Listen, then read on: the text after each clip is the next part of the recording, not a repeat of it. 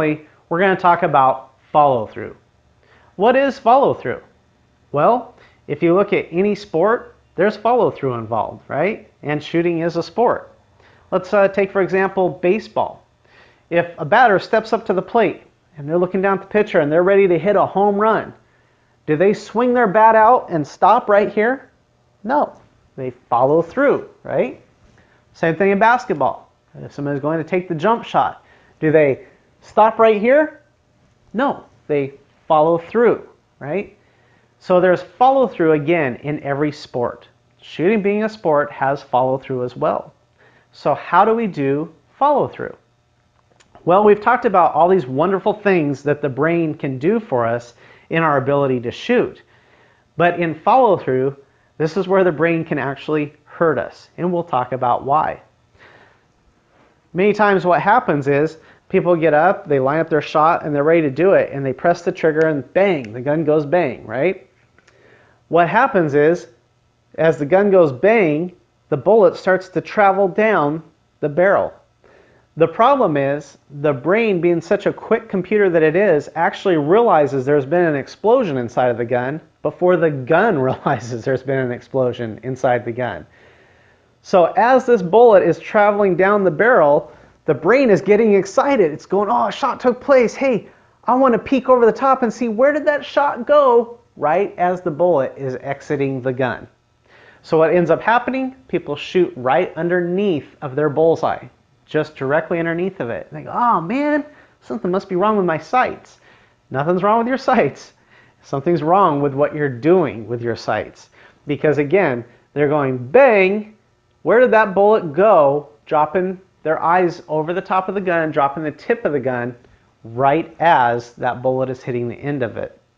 In fact, when we're taking groups of shooters that are having this problem, what we do is we'll make them wear a baseball hat, and we'll see this because we see the bill of the hat and we see this slight movement, because we're gradually exaggerating out here, but we see this ever so slight movement where there's a parting between the hat and the gun as they peek over the top to see where did my shot go. So it's very important that if you want to have a good shot, you have good follow through. So how can you accomplish this? Well, good follow through means that we're going to allow that bullet time to travel down the barrel and get to its target. So one way you can accomplish good follow through is, again, I'm going to use my left hand to demonstrate. You're on target, you're doing everything. I'm going to move my right hand out of the way. You press the trigger, and rather than going, as most people do, rather than peeking over it in a hurry, you press it and you hold it back. And then you slowly let off the trigger. So press, hold back, and then slowly let off the trigger. This obviously is as opposed to what a lot of people do is this, right? Or even just a single shot. They're in a hurry to get that finger off the trigger. If you press back and hold, this gives you good follow through.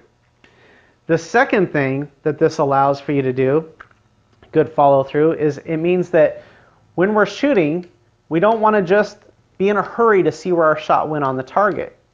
In fact, remember we talked about one of the safety rules is what? Finger off the trigger unless you're ready for a bullet to come out. Well, what do we see people doing? We see them doing this. They shoot, where to go? Shoot, where to go? Where to go? But when they're doing this, peeking, are they actually ready for a bullet to come out right at this moment while they're peeking over the top? No, they're not, are they? So where should that finger be? Well, the finger should be on the frame of the weapon. They're not ready for a bullet to come out while they're checking their target. So what we should be doing when we're shooting is press, hold, slow release, and then finger off the trigger before you come down to peek at your target. Now this is crucial because if we take the time to let that finger come off the trigger, that has given the bullet the extra time it needs to get downrange. This means that following safety rules in this case actually improves your marksmanship. So again, press, finger off the trigger, then you can look at the target. Another step we tell people is to don't check every shot that you shoot out there. Check your groups of shots. Now why do we say this? Well, because what will happen a lot of times is people will get out there, they'll shoot, bang, Hey, where'd it go? Oh, okay, I went a little low left. Okay, well, I'm going to adjust my shot this time, and bang, where'd it go? Oh, shoot, now I'm a little to the right. Okay, let me adjust this, and oh man, now I'm shooting up and high. And they're adjusting something with every shot, and then they'll look at us as instructors and say, hey, what am I doing wrong? And you have to go with which shot, because you did something different on every shot. We do this when we're instructing people one-on-one, but it's important for you to self-instruct, is to shoot groups of shots. Get out there and shoot whatever number you want. Let's say the number is 4. 1, 2, 3, 4. Then finger off the trigger. Hey, where did my group go? Now this is important because everybody's going to shoot an errant shot now and then that didn't go quite where they wanted it to go. But when you've got a group out there, you can see in general, where is my group landing? And so if you're, say, shooting low and to the left, you can go, okay, my group is going low to the left. I'm a right-handed shooter. You can pull up the shooting correction chart and go, oh, looks like I'm jerking the trigger. So I guess I'd better focus on my trigger press a little more. Or whatever the case may be. But by seeing groups of shots on a target rather than one shot at a time, it allows you to get a better idea of what you're doing right and what you're doing wrong. And so here's a little secret about follow through. For those that like to shoot and peek, see where they went. If you see where the bullet went, it didn't go where you wanted it to go. If you see where the bullet went, it didn't go where you wanted it to go. Well, how can we say this? Well, you remember how we want to line up our shot, right? Remember, we want to cut that target in half. This means if this results in a bullseye, that means that only about half of our bullet would be visible above the front sight. Half of it would be hidden below the front sight, right?